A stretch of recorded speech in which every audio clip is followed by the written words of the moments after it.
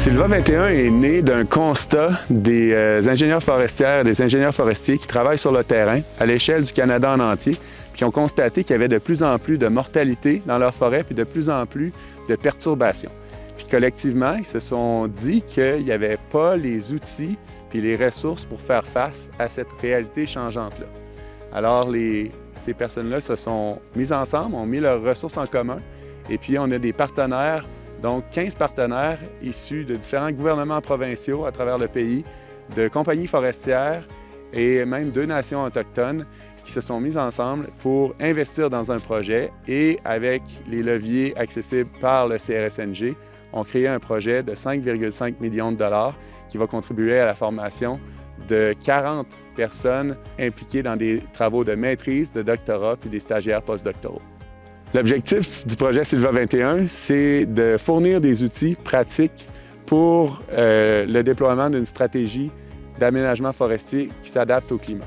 On travaille autour de 3 volets, c'est-à-dire observer, prévoir et s'adapter. Dans le cas d'observer, on travaille beaucoup sur la notion d'inventaire forestier dynamique qui peut être mise à jour en temps quasi réel.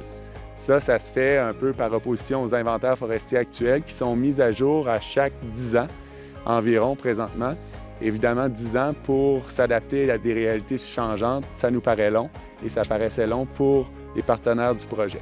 Donc, on vient diminuer ça. Dans le cas du thème prévoir, là, ce qu'on cherche, c'est de développer des modèles de croissance forestière et de risques et de perturbation des forêts qui viennent considérer les effets du climat, puis évidemment, les effets d'un climat changeant. Donc, on va utiliser les projections climatiques, puis on va essayer de voir c'est quoi leur impact potentiel sur la croissance forestière et sur le risque de perturbation.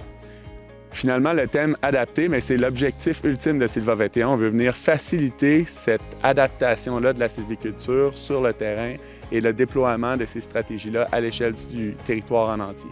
Alors, ce qu'on vient faire, par exemple, c'est qu'on peut tester différentes stratégies de migration assistée qui impliquent de déplacer des espèces en plantation du sud vers le nord pour qu'elles soient mieux adaptées au climat qu'on anticipe dans les prochaines années. Ou on peut tester d'autres approches sylvicoles, comme par exemple ici, on a déployé une coupe partielle qui peut nous aider à faire face à augmenter la résistance et la résilience à certains enjeux, par exemple des sécheresses éventuelles.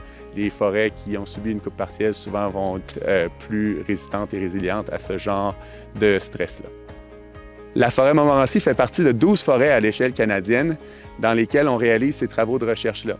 Elle se distingue de 2 manières parmi ces 12-là. Donc, la première façon, c'est qu'il s'agit d'une sapinière boréale qui se retrouve très, très près, finalement, de conditions de forêt tempérée qui se retrouvent juste un peu plus au sud.